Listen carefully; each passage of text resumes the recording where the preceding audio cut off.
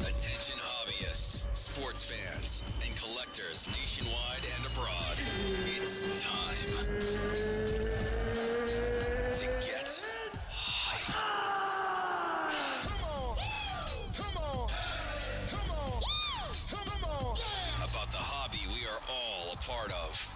Live from the Mojo Break Studios, it's Dan and Doug. Check it out. Come on! So, get hyped. Be hyped. This is The Hype.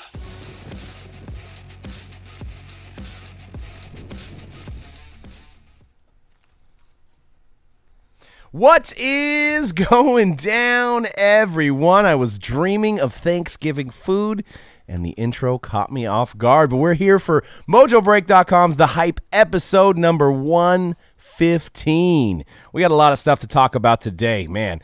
A lot of stuff coming out in this hobby. It is a great time of year. All these manufacturers putting out some of their top products. We got Transcedent baseball today. That stuff's like $30,000 a case, but you can get into one of our breaks for $139.99 with a guaranteed card. So check that out. We'll tell you a little bit more about that later. We're going to talk what everybody else has been talking about, that first off-the-line Dutch auction that's coming out on Panini's website, Prizm Basketball. We're going to chat that up, share some thoughts. And we're also going to do a little Bowman draft preview. The checklist is out for Bowman draft. First Bowmans from a lot of the top draft picks of the 2019 draft are going to make their debut, and I think it's a really good year for Bowman draft. I'll tell you some of our top picks for guys and some of the guys that are headlining coming out the gates. So, man, you guys, Thanksgiving, it's right around it's tomorrow.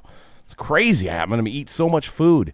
Holidays are around the corner too. You can go on mojobreak.com. We've already got our Black Friday breaks posted. So not only we have super cheap breaks, like lower than cost, we also have the Panini Black Friday pack breaks. And Absolute Basketball comes out on Friday. So just a lot going on and a lot of options. And it's the best time of year to save and hit big. So speaking of holiday gifts, I've been noticing a lot of males have been using the chest purse, man bag. If you're listening to the podcast, we do have the graphic on the screen for the chesty pouch. And, I thought it was going to be a fad, but it seems like it's here to stay. I don't know if I can get with it. What do you guys think? At what age is this acceptable to wear the fanny pack man bag across the chest? C-Rad, what do you think? I think he likes it. Up to 28? Up to 40. 40? Okay. So 40? I got 3 more years. 40? 40. I'm a man. But these bags actually look like they were meant to be fanny packs, but the fanny pack's not cool anymore, so now it's become a across-the-chest type of bag. Yeah, and I think a fashion statement. This has been popular for a couple years. I think we're actually late to the party, late to the game here. Because I've seen people on like Facebook feeds and stuff like that who are rocking it that are super cool, way cooler than me, way cooler than you. Yeah. I don't know. How old was the kid that we saw originally in the first slide? He was like 12? He looks 12. All right. I saw a gentleman that was probably close to 40 today at Costco. And the only thing I could think of, see, this bag on this gentleman's a little bit more functional. This guy had the strap right by his neck. So I'm thinking, man, he's going to get like a little dry skin, rubbing off on that from that bag there. But then I was thinking, at what point, maybe if you carry a lot of cash, like you're just balling and you can't fit it all in your pockets, I maybe that's where it becomes functional. I think it's not functional from that aspect, because if I knew that everybody who had like the chesty pouch, if that was filled with money, that person would get rolled up on constantly. Does that kid look tough? No. Does he look like? Well, he does have some tats. He doesn't. Yeah, right on the arm. Oh, he does. He's like a 12-year-old kid. He's got tats. Yeah. Wow. But you could just run up and just rip that right off. They probably thought of that. They probably have safety detectors on those things. Safety detectors? Deflectors. You can't pull it off, unless you have a certain way to do it, right? I'm pretty confident that... I'm just thinking, in a normal day, we'll get into sports card talk here. Everybody's like, what are you guys talking about these bags for? But, I was thinking a normal day I have, my phone, my wallet. I actually bought a minimalist wallet, so it's very small because I don't like sitting on my wallet. And sometimes I have some cash in my pocket and keys, and that's usually able to fit in either my jeans, or my back pocket. I'm not, I don't have enough stuff where I need one of these. Now I could see maybe if somebody needs like some kind of medicine in there, maybe they need it. I don't know, man. But you can kind of keep that in your car, right? I think jeans are pretty. It's tried and true, man. The pockets are there for a reason. Right. I mean, if you want to go a little old school, and you got a lot of stuff you're carrying around, you could always go with like cargo pants or cargo shorts. Say that look like you're from Nam. Those got a lot of pockets and stuff like that. Cargo pants aren't cool anymore, right? Yeah, I haven't seen too many people rocking the cargo pants. What about corduroy? Remember the thick corduroy? Those were pretty hip. Those were in style back in 1996, 1997. I've seen females actually wearing baggy jeans again. I haven't seen the guys catch on yet. I've seen it, and they also look stupid. Yeah, but they also are like high rise up around. But they're like high rise up around the belly button, but super flared out and baggy. This is what this show's become. Where it's get off my lawn. I mean, late 30s. We're rocking the fashion talk. We can sit here and talk about sports cards all day, but we gotta now we're rocking fashion. Yeah, just trying to stay with the times. But I think I'm going to pass on this one. I mean, even though I'm a big fan of Fila, they did sponsor Barry Bonds. So I mean, I am a big fan of Fila, but I just don't think I could do it. It just kind of looks uncomfortable at the same time. I don't know. The man bag. Google it. That's a good point. Like, why do they call it fanny pack? Were you supposed to wear it in the back? I don't think they call those fanny packs anymore. Originally in the 80s, it was fanny pack. But would you see people wear them reverse style? Because they would always be in your front. Oh, you say fanny is your rear. I don't know. Maybe because it attaches at your fanny, basically your hip, a hip bag. I don't know. Because I mean, you should. It's like a front. It's a front pouch. Yeah, I don't know, man. That's crazy. Well, anyways, instead of buying a Fila fanny pack, you can get into some Transcendent today. $139.99 are the spots. That's breaking today at 5:30. We also have the 58 spot variety on Friday, which has a little bit better odds compared to the 206 spot that we're doing today. But the cheapest way of doing it is the way we're doing it today. So everybody gets a card. You're guaranteed at least a base card, a base sketch card. But you got a chance at the Griffey invitation, which is only 100 of those. And Jeter 101 is guaranteed in every case. A 101 patch is guaranteed in every case. And then either a 1-of-1 oversized sketch or a 1-of-1 Batnob booklet cut auto in every box as well. So those are some just crazy nosebleed items. They've got Babe Ruth. They've got a lot of the big names in there as well. And only made 100 cases of stuff. So this stuff's usually gone within a couple weeks. So check it out. But I wanted to talk a little bit about the the Prizm first off the line. I got Transcendent on the dome. I was watching breaks earlier today. The Panini Prizm Transcendent. So, first off, is it time to hit the panic button on Luka after last night's game? Is just one game? Are we all selling? One game. Yeah, it was a terrible game. Yeah, I'd sell it. I'd buy some Trae Young. Trae Young? That's what Dan would do? That's what I would do. The 2-for-1? The 2-for-1. That we talked about last show? And after last night, I think everybody would be on board with the 2-for-1 Trae over Luka, because Luka's a scrub. Ooh, you heard it first here. Breaking news. Hot take. I mean, Dan, hot take. What happened? Go against the Clippers?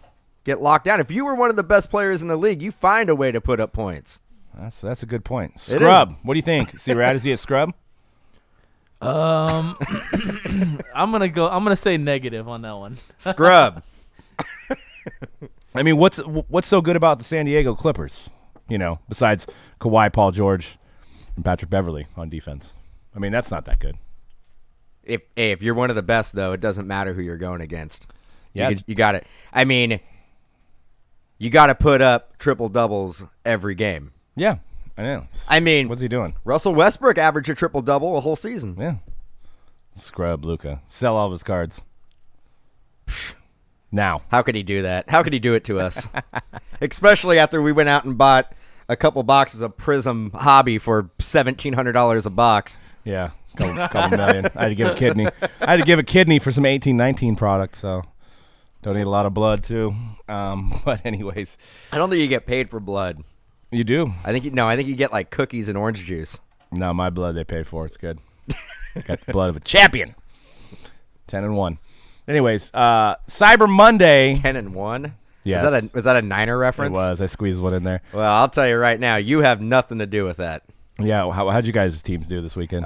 They not well, and I'm not really a football fan. I'm more into hockey.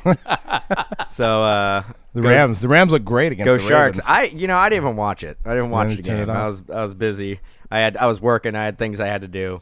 And the Raiders really did a great job of stopping Sam Darnold this weekend too. Perfect game plan. Yeah, you can talk more about that. I don't. Hey, the Raiders still have a better chance of making the playoffs The Niners still than the suck. Rams. They do, and I agree. It was a fluke. That was a fluke game. The entire season's been a fluke. I agree. No. Real deal.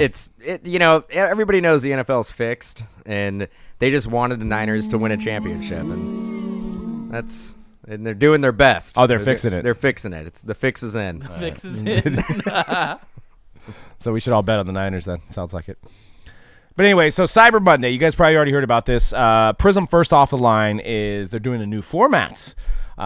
Basically, instead of putting it online at a certain price and everybody clicking and actually clicking for hours and trying to buy some, which would probably happen, and we would all get none.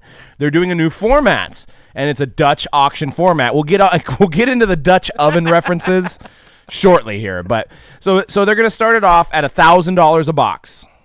$1,000 for one box with 10 cards. So let that sink in. Yeah, let that sink in, because originally I was like, $1,000 for a case is pretty good. It's a pretty good deal. You actually thought it was a case. It should be at that price point, but then you think about it, and you're like, man, I want to get a case of that at $12,000. Seems like a good deal to me. No.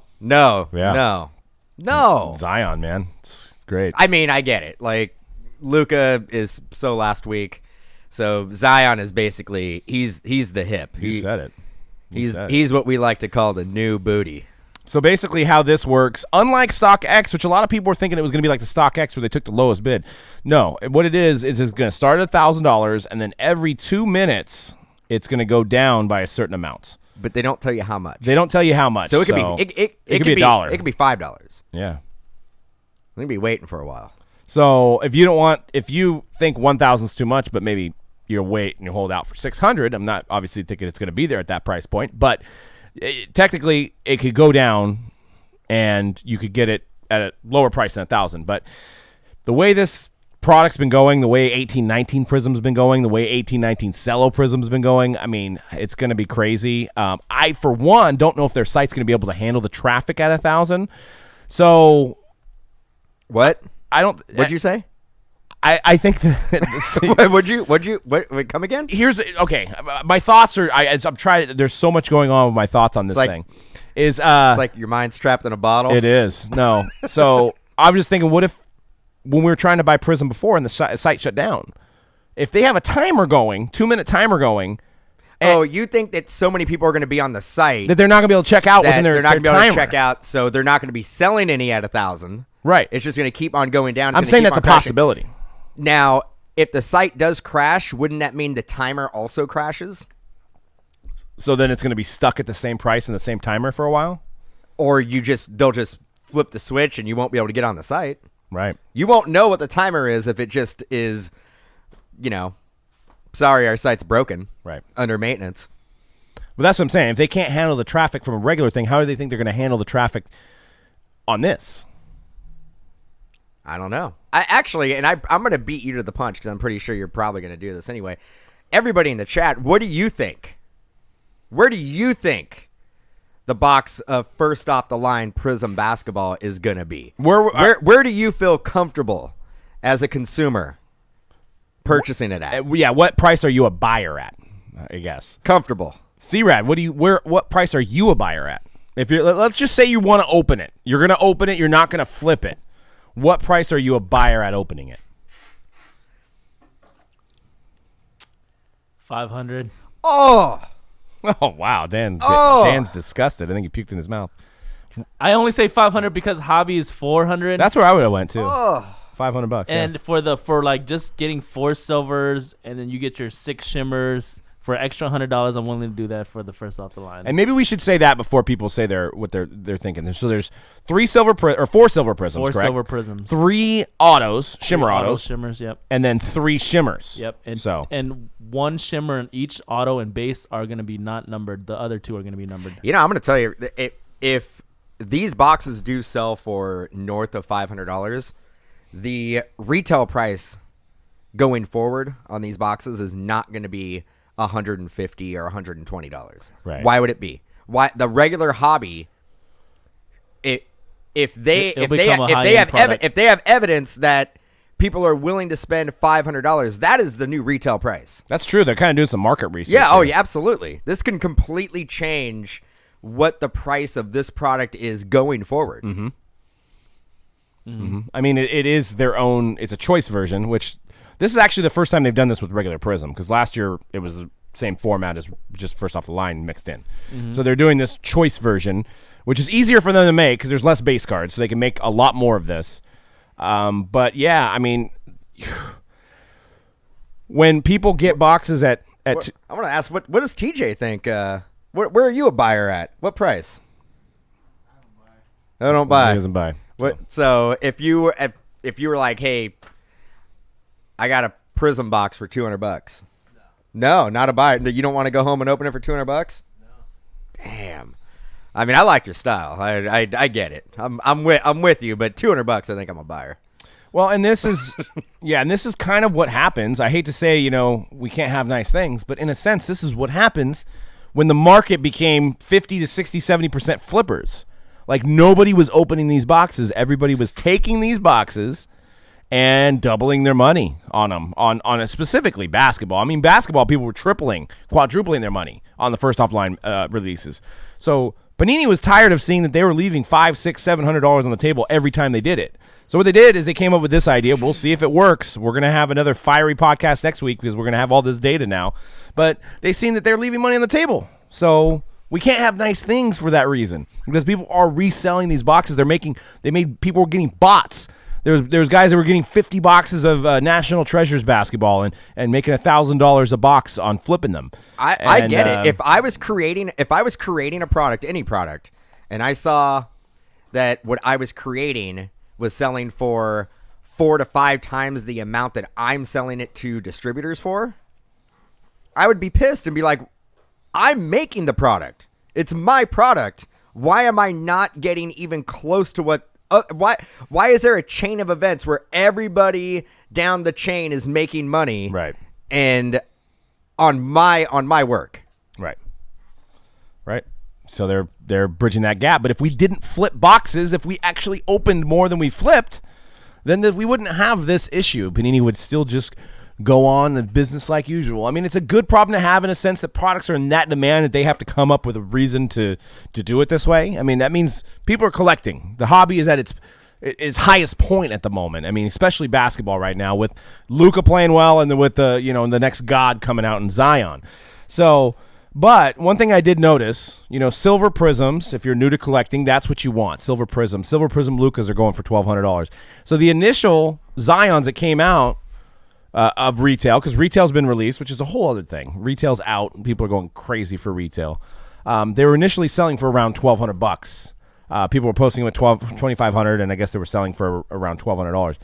Those things, just from the amount of retail, have dipped. I saw one yesterday. If you go through the slides, they're starting at $794, and I think there was one that was like $650. Uh-oh. So, and we'll get into some of the Panini comments in a minute, but so they're already dipping. I don't know if they're going to go lower than $500. They probably won't go lower than $500, but you got to think there's probably only like 10 to 20% of the silvers out there in retail, maybe. So there's a whole 90% still coming. So how is that going to affect everybody that's flipping it? Yeah, there's going to be too much competition. I could actually speak to this too because I've been picking up some early Brandon Clarks from Prizm Retail, and over the weekend, I saw maybe a couple, and I was like, oh, okay, let me try to pick up his silver. Yesterday, holy crap, because of everybody's getting all the retail stuff now and busting it and putting it on eBay, it is extremely flooded. I've seen like hundreds of parallels of his on eBay, like when I didn't see any on the weekend. And this is just Brandon Clark. I didn't search anybody else because I'm only collecting Brandon Clark. But if it's anything like Brandon Clark, I mean, I'm assuming like everybody probably has the same print run, right? Most likely for silvers, right? Yeah, there's a ton of it out there, dude. And that's crazy. And Len asks in the chat, how rare are silver prisms? They're not. And they're not numbered, for one. They're not numbered. They're not rare. But we did an episode, I think it was a couple shows ago, where we went over the pop reports of the big names over the last couple years. So graded Lucas, a couple months ago, there was 3,600 silvers graded. The year prior to that was Tatum. There was about 1,800 Tatums graded. So based on the calculations, there's probably anywhere, and this is minimum, there could be at least 7,000 to 10,000 silver Zions, at least. And that right there is Doug throwing a number out there. I'm throwing it out. I have no data. But I think you're in the ballpark. I think you're maybe north of that number. It would not surprise me if it was actually north of 10,000 silvers. Yeah. And remember, because you got to remember, you got to remember how many different variations of this product are going to exist. Yep. I was gonna say, like the 3 episodes ago when we talked about Lucas Silvers, this is right when the season started, right? We were talking about Lucas Silvers and how much were made. With him exploding in his play, getting triple doubles every night, it didn't matter at all that there's 5,000 Luka gradeds out there. They're still going up in price. It doesn't matter that they're not rare, dude. Like, they're still going up in price. Well, and that's the thing. So that's the thing you want to strategize. If you buy a blaster and you get a Zion, or say you get one out of a break, you got to kind of keep an eye on the market as far as, are you going to try to flip your card now? Or are you going to wait till the dust settles and then maybe those Prizm Silvers initially have found homes, they're off to get graded, and maybe wait it out, and then maybe it'd be worth more. Oh, okay. You know what I mean? Here's the other saving grace for this that I see people talk about. So with this year's Prizms, you can really tell when the centering is off.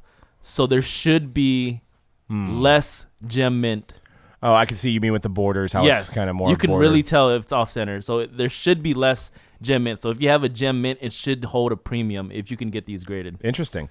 I didn't even think about that. Maybe they did that knowing that maybe they made more stronger borders knowing that they upped the production this year. Could have been. Like, hey, we're going to make sure we make borders more prevalent, and it's not only 20% are going to get 10s or 20, just to kind of increase that chase, I guess, right? Yeah. So, yep. Dan's grabbing something here. What are you looking at? I'm grabbing it because basically, so I think I want to say is it 200 to 300 cards on the checklist. I'm going by last year, 18-19. It's gonna be 300 again. 300 cards on the checklist, right? Yeah. And every card has a silver parallel, including inserts, right? So I'm gonna put up a hobby box here. This is last year. You'll see right at the bottom. 22 prisms, yeah. 22 silver prisms. Yeah, that I'm assuming they're going to keep the same. I think they're keeping the same format this year. That is about almost 2 a pack. Or so. Is it 22 silver, or is it just 22 prisms in general? It says 22 prisms. 22 prisms. So that includes rubies and that all includes that like rubies. Any parallel. And waves. And any parallel. So probably 10, 12 maybe? 12 silvers on average. So maybe 1 per pack. Could be, yeah. That ain't short printed. It's not short printed, but we have a good question in the chat, which is actually a question we don't talk about. It's from Chris. And he was asking, do cards need to be rare to be highly collectible? And that's Dan answered that one. It's all about the demand. Supply and demand. Supply and demand. I think in the history, I'm speaking, but it's all about the demand of a specific rookie. Yeah. I mean, you look at Lucas Silvers last year, and based on how many were produced, if you just look at the numbers, you're like, there's too many for it to be considered rare. Right. But the demand on the secondary market has deemed that it is rare. So there's more people that want So to there's buy more it. people who want it. Yeah. So there's more people who want that card than are produced. Mm-hmm. So it's hard to say. Would I say that a card that they've made 5,000 of generally would be considered rare, I would Collectible? say no. Yeah. But it really depends If on the there's specific- 40,000 people that want one. Depends on the subject. Yeah, it depends on the subject. Yeah, I mean, you look at last year's Prizm, and I think we can all agree that every subject on the checklist had more than 5,000 silver Prizms. I think it's safe to say that. Yeah. If you did the data last week with the Luca silvers that were just graded, Yes. I think it was close to that number. It was between the two major grading companies. yeah. I think it was somewhere in like the 3,000 to 4,000 range, right? Yeah. So safe to say there is 1,000 raw, or even 1,000 that are still in sealed boxes, sealed cases that are just on shelves somewhere. Because a lot of people hold Prizm. Prizm is probably one of the most common products that is stashed away, that people hold on to, that will not hit the market in maybe 10, 15, 20 years. Like, what would you say, about 10%, you said? I would say anywhere from 5 to 10% of the Remain unopened. remain unopened. Yeah. Easily. If you're thinking last year's Prizm, I would say there's well more than It's probably 10%. 20, It's probably like 25%. 20-25% Yeah. left. Now, if you go back to, like, say, 12-13 Prizm, since it's older, I would say there's definitely less of that being stored away. But one thing to also consider, and if we could actually like do a consensus on how many collectors there are now, that's the thing that's going to change this whole thing that we're talking about collectibles and being rare. We've obviously had a big jump in this hobby. There's a lot more new people coming in, and every day there's newer people coming in, and these sports being you had Baker last year, you had Ohtani, you had Judge, you've had Luka, and you've had Zion. So you've had a lot of collectabilities. There's a lot of newer people coming in this hobby. So maybe during the Tatum years where there was 1,700 silvers, maybe there was only, and I'm just throwing out a number, 70,000 collectors. Well, maybe we have 140,000 now. So in terms of ratio, maybe that's not overproducing it. See, but that's the thing we don't know. It would almost be like maybe we can go door to door, theoretically on the internet and say, hey, are you a collector? Do you buy basketball? Do you have a Luka? That would be kind of nice to know how many actually people actively collect new products. That would be a nice number. I think see. to put it in perspective, you can go back to 1989 Upper Deck and the Ken Griffey Jr., right? We don't know how many were produced, but we do know that was the beginning of the biggest boom that this industry's ever seen. Yeah. Right? How many people I collected, C-Rad collected, Doug, you collected, I think TJ collected. Everybody collected at that time, right? Yeah, I traded TJ a Greg Maddux for a Michael Jordan baseball card. So at that the other way? time, everybody who collected, I didn't know anybody who didn't have a Ken Griffey Jr. rookie card from 1989. Right. Upper Deck. And it was kind of the card, it was the modern day card to have. And everybody had one. Those went down. Those used to be $150 back in like 89. Well, now they're 400 graded. Graded. But there may have been 1 million of those made. Oh, easily. That's where the supply and demand kind of went out of whack. There was Right. way more supply of that card, but we don't know. There's a lot of hearsay about what happened, that they went back to the printing press and started making more of them. I don't know. There's been those rumors, but that's what I'm saying. Like when you think of something rare, and we think of like a card that was produced with like 5,000 of them, that's still nothing compared to how many 89 Griffies were produced. Right. True. It's true. It's a good point. And we're exactly pretty much 30 years to the day of when Griffey cards came out, right? So if you go with the Gary V philosophy that everything becomes recycled, because when we were kids, our parents were collecting in the 50s and threw all their cards away, and then 30 years later was the 80s, and now 30 years later we're back in it, and it's Zion and all this other stuff going on. So it's crazy, but one thing I wanted to mention, going back to the first off the line stuff, is there's definitely a lot of outrage at the way Panini is selling the first off the line on Monday. Once again, we're all going to be eating our popcorn, checking it out on Monday, doing the Dutch auction, during Cyber Monday. Doing the Dutch oven. Doing the Dutch oven, farting in a blanket. That's probably what you're going to wind up with because everybody's going to deem it too high to buy it in 1,000, and the few 10% rich people that buy it are going to be the ones that have it all. But anyways, there was a lot of comments on Twitter and Instagram that just weren't really nice. People were very pissed off. I don't know if these people were flippers, but this one put optimum cock bag levels, and he's got Panini at a high optimum cock bag. Another guy said, haha, this is ridiculous. Why not open a registration window for customers to sign up with their email and email interested customers with a private link to purchase, said first off the line box a day after signups. That was actually not mad. It was more of a suggestion. But everybody was just angry. Bringing MSRP to market. F you, Panini. So. I don't. What's up with that? What's wrong with that? Manufacturer suggested retail pricing. That I don't know. I guess that's a guy that's flipping. That's a guy that's flipping. Why should Panini make something and then sell it for 300 times less than what it goes for? Because they don't like money. Nobody likes money.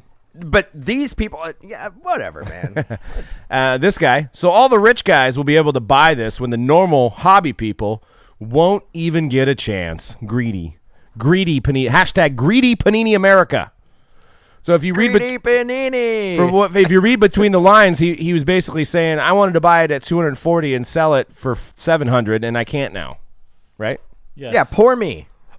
The guy wasn't going to open it. Poor me. Dude. Now all of a sudden everybody's going to open the product. Now that they know that it's 1,000. So this guy, this is the craziest, funniest, greediest thing I've ever seen you do and pretend it's because of bots. Laugh my ass off. Now that guy right there has a bot. Good and luck. He's mad. He paid a lot of money for that bot. Look at all this that's going on this. We can digest all of this. Good luck with your crusade of justice, which he actually promoted a subset there. And then hashtag when you hire from the upper deck fraud era. So what does he mean by that? He got conspiracy theory going on here. That's the most amount of characters I think I've ever seen in one hashtag. Yeah, that's a. So I mean, that guy wins. Yeah, that's and he made sure he capitalized each word there, but he should have done the whole thing as a hashtag, start from the beginning. And then he says he said right from the beginning. I pretend it's because of bots. I don't think they mentioned once it was because of bots. Back to the hashtag. It's going to be hard to get that one trending. It's going to be very difficult. Damn it, I got one letter off. But, yeah. Ed was wondering what happened to your hair, Conrad. It was a hot take. Cut it off. It's called a haircut. You go to the barbershop, you sit down, you get a haircut, Ed. That's what. You said number one. That's what we do in America. I get a 1 all around. Number one, homie. Number one. Shoot. But yeah, I mean, not everybody can go to Cards Infinity and have entertainment. I just got to cut my hair off to entertain you guys. Whoa, that was a very entertaining video, by the way. I love Chris, by the way. I love the video of him going off on a guy. You guys can find it on Twitter somewhere. I don't have the link for you guys, but absolutely gold. But anyways, so yeah, people are outraged, and man, it's you got to wonder how many of these people were actually going to open it. None. We're actually going to open the product. They're just mad that they didn't get a chance to flip it. None of these people that were shown on the screen were going to open it. They were going to sell it on eBay. 100%. So, yeah, bringing MSRP to market. F you, Panini. I like that one. Dude. So, I mean, it is just they had to know, though. Dude, they had to know. The internet is filled with WBs. The internet is undefeated. Yeah. That's what it is. It is. It's filled with WBs. They had to know that they were going to get this negative way of doing it, but obviously they're in business to make money. So, dude, they literally Phil for Panini. They can't do anything. They can never make everybody happy. It's never going to happen. Right. So, they get blasted for putting first off the line up there, and then people don't get it, and all the bots get it. And then the select people who have bots are stoked because they just came up. Now they're a sub-distributor, and this is the way they're going to retire. This is the way they're going to make a living now. They probably went out, bought a house, living a lavish lifestyle, and now it's been ripped from them. Yeah. So now they're mad. See, I'll say Now, but then you also have this new way of doing it that's going to allow everybody a chance to get it. But now Panini's like, we're not going to leave money on the table. If you want it, you're going to have to pay a premium for it. Right. Now people are mad, so calling them greedy. So they can't win. So they could never win. They can't win unless. This is why distributors exist. This is why. So Panini could just they're like, whatever. Here's the product to distributors. You do whatever you want with it. Yeah. It's not even worth the headache. I mean, yeah, and you're right. Maybe at some point they get so much backlash, so much hatred from the first off the line, they just stop doing it and they just give it to distributors. They will. They will at some point. And who knows? They can charge distributors whatever they want. Right. And they can be like, okay, cool. Like, because I can guarantee you, if they hit up distributors right now and say, hey, we're not going to release the first off the line Prizm, we're just going to sell it to you directly. Give us like $600 a box. Yeah. I mean, oh, yeah. Distributors, it would be gone. Oh, yeah. It would be gone. One distributor tried to buy it all. Yeah, it would be gone. It would be gone instantly, and there would be one transaction that would happen. Yep. And for them, that would be a lot cheaper because now they're not shipping to 150 different accounts, right? Or even more. They're probably shipping to 700 or 800 accounts. They're shipping one pallet to one guy. When they did first off the line, a part of it was to level out the secondary market. They wanted to set a hard retail price on it, ideally hoping it wouldn't go over that. That was a part of it. Another part was to make more money. It was to be able to cut out the distributor's cut and sell it directly to the public. But they also wanted to set a manufactured retail price that people were paying, hoping that the online retailers wouldn't go well above that. Right. And it didn't work. If anything, it just made the product go even crazier. Yep. And it made the secondary market go even crazier. Well, and here's another interesting scenario. So this box, let's say theoretically, what did first off the line go for last year? Was it $250? Was it $250 for a first off the line last year? it was the same price as you talking about through their website? Or yeah, like for the people that got the first off the line. It was like $120. $120. $120. Yep. Okay, so we can say theoretically, and I know this is it has an extra auto and stuff like that. So we can say theoretically, let's just say they built this product. So this is where this gets tricky. They built this product to be a $300 a box product, let's just say. Right? So what if a new customer comes in, buys it at $1,000 thinking like, wow, I'm going to get like NT type of return? No. That's what I'm saying. Isn't it kind of market confusion here? I'm trying to look at all angles of this. Like NT right now is at like $8,500 a case. Unless you hit a Luca RPA, you are not getting a quarter of that back out of your case. No, but I'm saying like it's kind of like if you went to like a Civic sells for $25,000, right? A Civic. But you really wanted it bad enough and you spent $70,000 on it, but at the end of the day you realize you bought a car that was for $70,000 that's $25,000.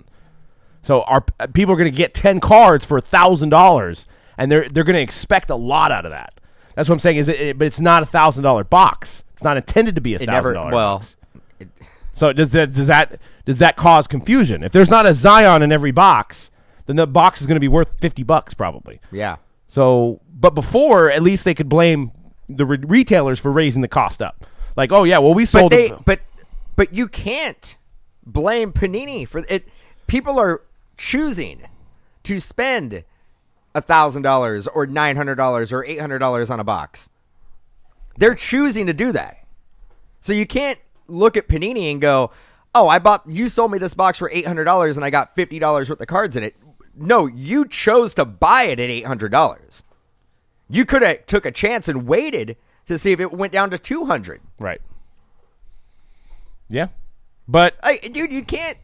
I guess that's maybe. We live in a society where everybody wants to point the blame and not point the blame at themselves. It's easy to deflect. I did this because something else or somebody else. You got to take responsibility for your own actions. It's an interesting way to sell things, though, because you bought that from them at $1,000, like they're valuing it for $1,000. But then what you're saying, which I get, is that you didn't have to buy it at $1,000. You could have waited, but then you have the fear of missing out. You may not get it, so you're going to click on it at $1,000. But you didn't have to. You didn't have to buy it at all. True. Like nobody needs to buy Prizm. I'm just saying that people are going to probably get people that open it at $1,000 are going to get murdered. It's absolutely, but it's not like, oh man, if I don't get Prizm, I don't know how I'm going to go on with my life. Well, you know how this hobby is. We're diehards, man. I mean, it just like I think of all the new people that are getting in on this hobby, and they're thinking that they're going to get this. You know, they're looking at the Luca sales, and they're looking at the all this stuff that's going on, and they think that this $1,000 box, I'm going to spend my $1,000 hardworking. I work hard for that $1,000. I agree. And I'm going to spend it. And I was going to read that. I agree with Donovan. It is Lil Nas X. It's his fault. All that AdWords money that they're having to spend to be on the top of the search for Panini. So hey, Panini. Yep, exactly. Putting them on the map. All those people coming in buying Prizm now. All those Lil Nas X fans, right? And all those.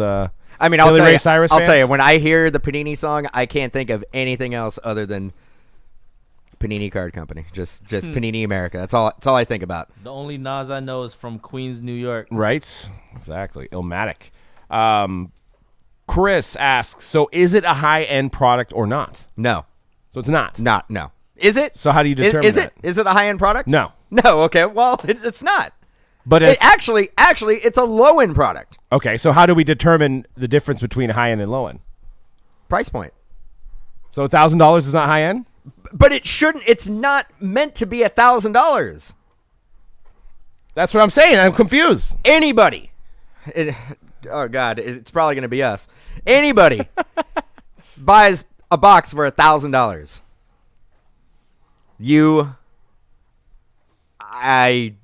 Yeah. The industry loves you. They love your style. You'll never win at $1,000. But some people don't care, though. See, this is the thing. The guys, we've heard stories, the guys in other countries, that they'll buy 70 cases of Noir and they'll throw away the relics. They'll throw away the base cards. They only want the silver spotlights and they only want the RPAs. There's guys that are going to buy 1,000. Now, I don't know if Panini's going to do this, but what if they put the stock levels on there at the time? They probably won't, but let's just say they did.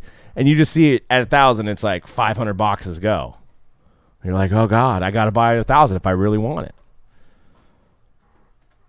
So that's the other thing, is that are they going to release the stock levels here? Are we going to see how much stock was made? Don't buy it for $1,000 a box. Don't do it. Don't do it. Simon says, no one on this earth pays top price in Dutch auction. Anyone who does should be committed to a mental facility. Yep. I agree. I do agree, but there is people do you think that it's going to go live? Do you think it's going to go live? You think that somebody is going to be $1,000 a box, I'll take 12. Do you seriously think that's going to happen? There's going to be a few people. Oh, dude. Those people should be named. They're like they're named. They should actually. Do you think people are going to pass on it at $1,000? No. Yes, yeah, exactly. No, dude, no one's going to buy it at $1,000. Nobody should buy it at $1,000. Dude, NT cases are like $9,000. This is not NT. I know it's not, but it's an in-demand product. This is like paying NT prices for a pack of Donruss basketball. It's like paying like $1,500 for one pack of Donruss. Oh, yeah. I mean, I'm just saying, there could be a guy that just jumps on the website knowing that it's live at 10, may not understand that he could wait it out, and he just goes, oh, cool, I'm going to buy it. Okay, well, it's a confusing way to sell something. That's nobody's fault but his own. Where on earth else can you go do that? Can you go on Apple's website and buy the 11 Plus and you go like, I'm going to pay $5,000 because I want it today? I wouldn't give him any ideas because that's a company that I can't stand behind either. I can't. I actually like this idea by Panini. I think it's good. I also, no matter how much people spend, you cannot blame the manufacturer for this. It's not their fault. But it's not a conventional way of commerce. That's my issue. It's not a conventional way of commerce. They get bashed with everything else they do. So you got to come up with different ideas. This way, you're giving the consumer the absolute 100% chance to dictate what they want to buy it at. Yeah. Now, it's not Panini's fault if people are like, $1,000, I need it at $1,000 a box. It's not their fault. And if that box is a dud, it's not Panini's fault. It's the consumer's fault. I'd say it's mostly the consumer. Mostly the Mostly. consumer. So what could they do to make it? I feel like you need something that is in play. So where let me use an example. Like you want a disclaimer before they check out. They're like, what you're buying right now doesn't have any value whatsoever. I'm sure it does. And it does probably. Yeah. But nobody's gonna look at that. Well, okay, so it's not the consumer's fault. So if I am selling, let's just say, I'm selling a Series 1 hockey for $500 a box, and somebody comes and buys it from me. Yeah. And then they see it on somebody else's site for $80, and they see it on somebody else's site for $80. They're not going to get mad at me for having it at $500. That's not their fault. Did you push them down and rip the credit card out of their wallet? I could have. Did you? Ads. Well, if you did that, if you basically stole the money from them or forced them to buy it, then yeah, it's on the seller. Yeah. It's on you. But he or she had to still make that decision to make that purchase from you. Yeah. No. And we should. I can't believe we're talking about this in the internet age where consumers have all the resources to figure out what everything goes for. Like I don't. We're talking about this because have you ever been part of a Dutch auction in your life? Have you ever been part of that? In the last decade, does anybody go in to any major retailer like a Best Buy or Fry's Electronics or whatever, and you have something that you want to buy, and you do zero research on it? You figure out, like, you don't look on your computer and just Google it and see, oh, what's it selling for roughly? Now, granted, there's the instant gratification. You can go into a place and spend like an extra 10%, $50, $40, whatever, right, just to get it right then and there. Right. But would you spend for a TV that you looked and goes for $300 everywhere? Would you go into Best Buy and be like, I'm gonna buy it for $7? Maybe. Without even looking, you're gonna make that purchase. It's not like we're like in the Stone Ages where you would get flyers in a newspaper to see what the sales are. Yeah, but all these companies have to be devil's advocate here. All these companies say they price match, so you feel comfortable with their prices. So you stop thinking. Yeah. So we're just all mindless consumers. Yeah, pretty much. much. And we just walk around and go, oh, whatever. Pretty much. You got my back. You got my back, right, Best Buy, or you got my back, whatever. Macy's or whatever. Yeah. You know you can protect me from myself. Yeah, that's what I do. Our cars drive themselves. Pretty much get food delivered to our door now, fed to us. I mean, we don't do anything anymore, so you just put a lot of trust in everybody nowadays. DoorDash, your food service, where they feed you, they bring it in. They not only they bring your food, they feed you now. They put the fork in your mouth. I don't know, man. I think the consumer has too many resources to need to be protected. There's too many. Your phone basically tell you everything you need to do before you go buy something. Yeah, well, yeah, I get you there. And normally I do. I do look. But how are you going to compare Prizm first off the line? Are you going to Google for Prizm first off the line, see what they go for? No, you're going to see that they go for $1,000. That's what you're seeing right now. Why don't you Google the cards that are, or why don't you just look at the cards that are on eBay? There's none on there.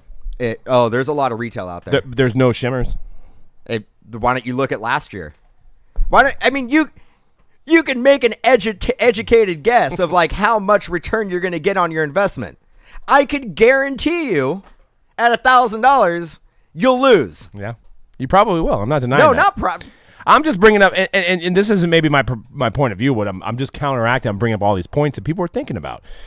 Quentin has, do you think it could be a problem that the price of the basic boxes are so expansive that the young consumer could stop to collect?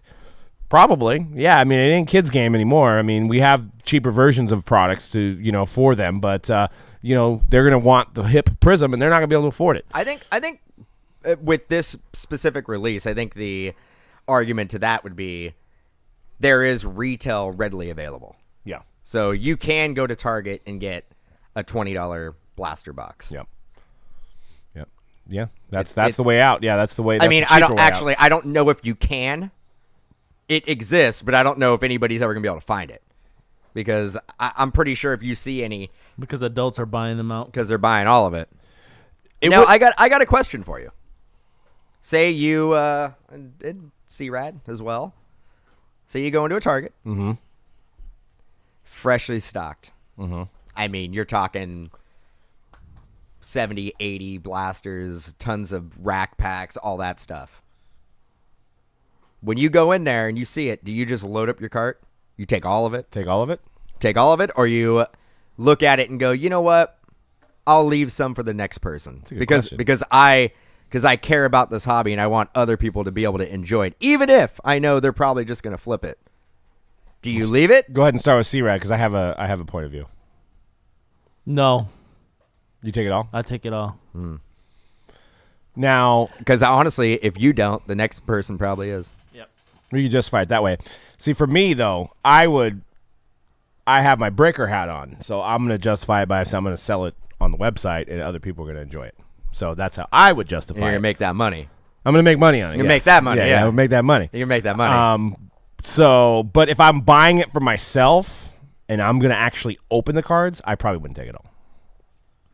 Take half. Yeah, probably. Yeah. Okay. Half, yeah. So basically, as much that would fit in your cart without having to get a second cart and be that guy. Yeah. I mean, because you don't want to go up to the checkout, self checkout.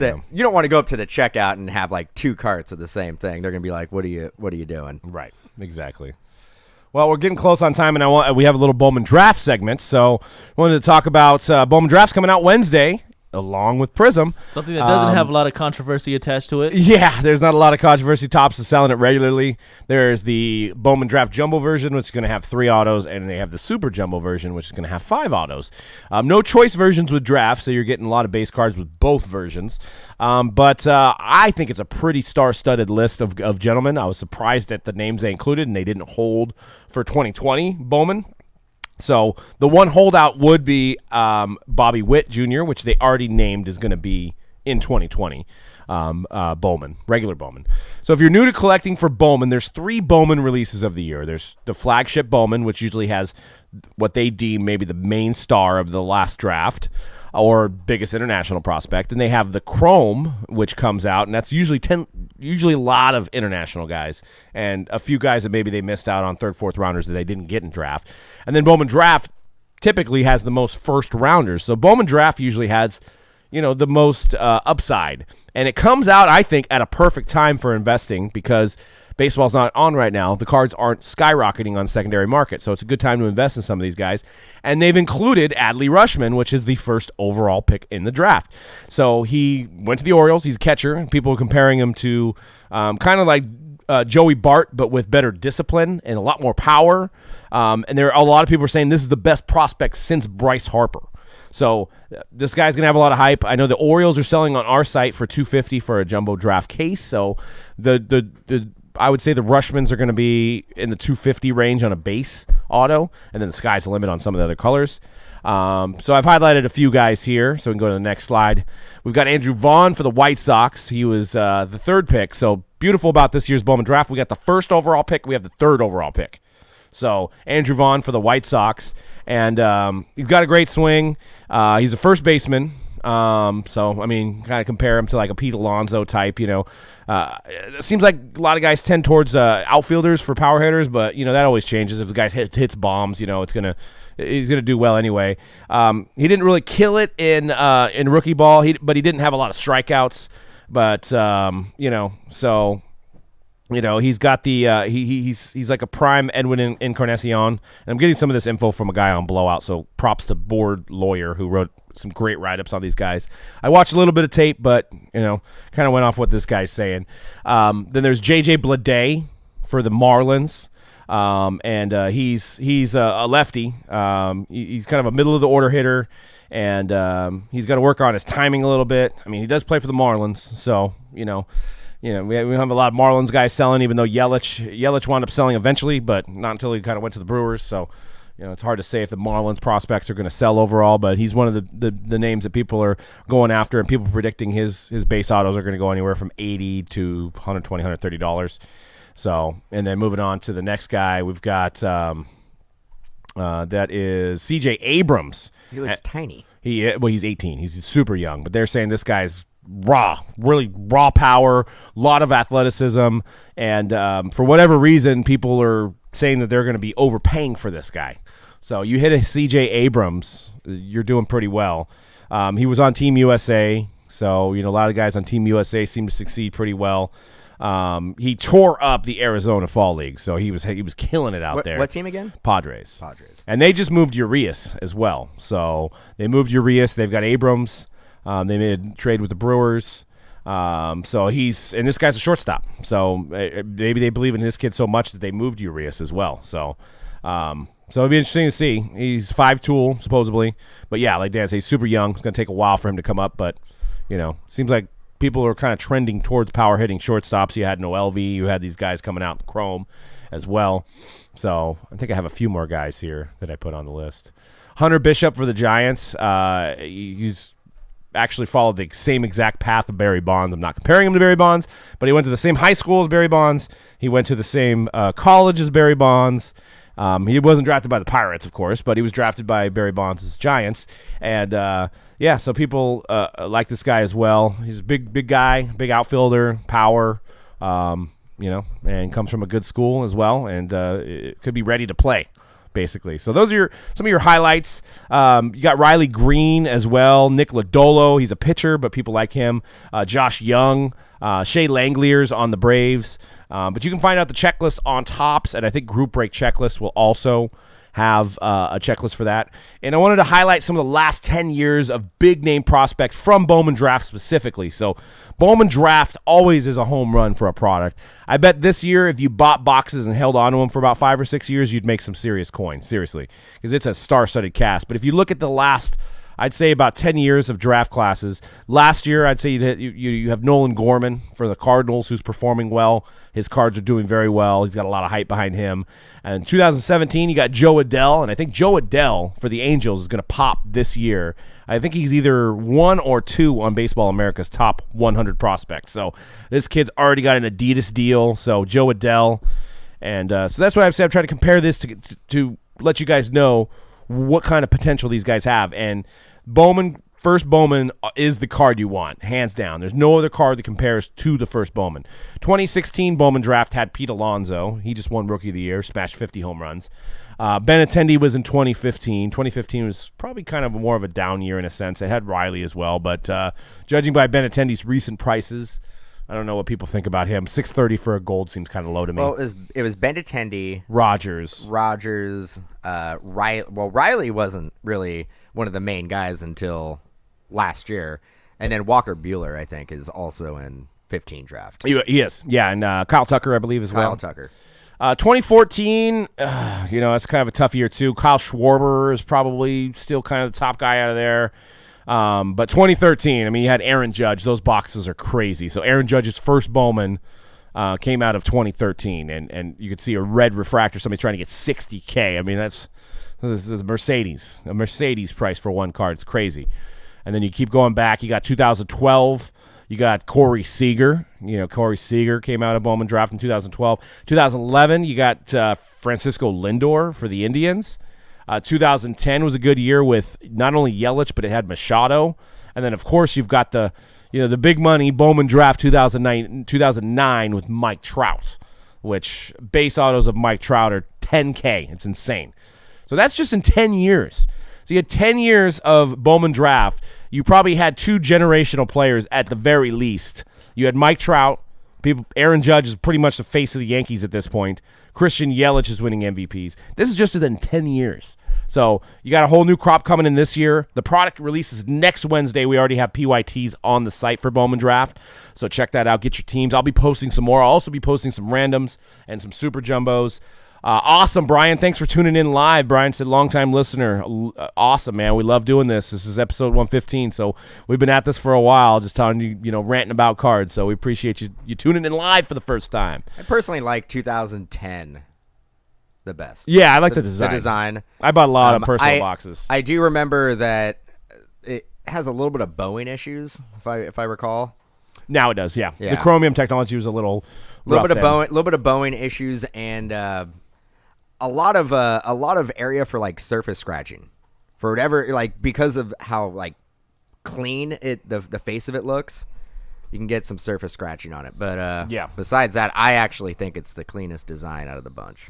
Paul, so it's super confusing. So Bowman Chrome applies to all three of the brands.